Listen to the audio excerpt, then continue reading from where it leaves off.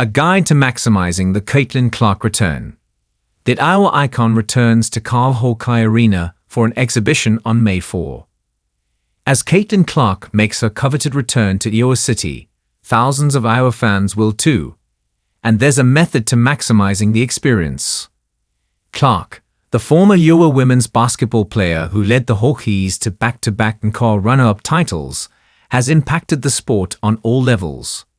And she'll continue to do so after a stellar rookie season in the wnba, joining the Indiana Fever to kick off her sophomore campaign in an unconventional exhibition on May 4. Tipping off at 12:30 p.m. against the Brazil national team inside Carver-Hawkeye Arena, the exhibition will bring thousands of Hawkeye fans back to Iowa City to get a unique glimpse of the star a year after her departure from the program. With that, many will come without ever having seen No. 22 in action. But there are hotspots in town to maximize it all. Before the game, Bluebird Diner is a flawless breakfast option if you can squeeze it. But a table is tough to secure in the morning due to high demand, limited seating, and a rule you can only put your name down in person. But Bluebird does have the best breakfast and brunch in Iowa City with a staple mark environment, especially at the bar. I'd recommend the Bluebird egg sandwich and a cinnamon roll, but whatever you order, find a way to get their hash browns on your plate.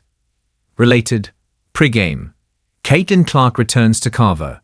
If you're taking a more serious approach to the pre-game, tailgating is always an option for big events in Iowa City athletics, especially assuming we get that peak early May weather.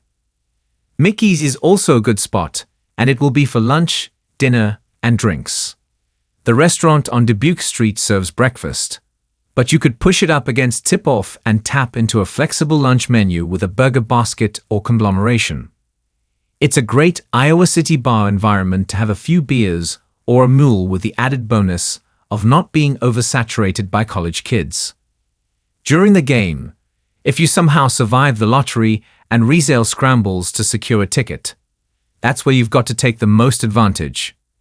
Seeing Caitlin Clark in person is a difficult feat with demand so high over her 2-year peak. So the generic answer is to get a Carver cone and just enjoy the game.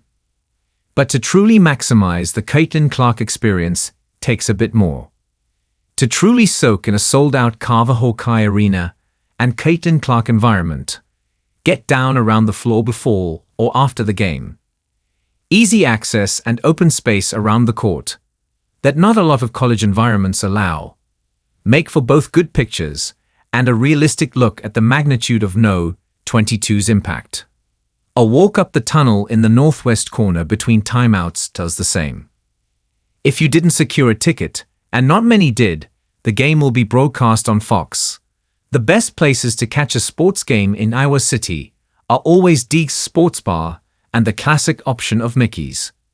But a sunny Sunday around campus might make simply sitting outside and enjoying the weather the best pick above all else. After the game, there's something for everyone in Iowa City's nightlife, even on a Sunday evening. College students often keep the sports vibe going with dollar slices of pizza and an array of TVs at the Airliner. But a good casual sit-down spot is the Iowa Chop House on Washington Street, if you're willing to spend a bit more money, which would justify the filet mignon.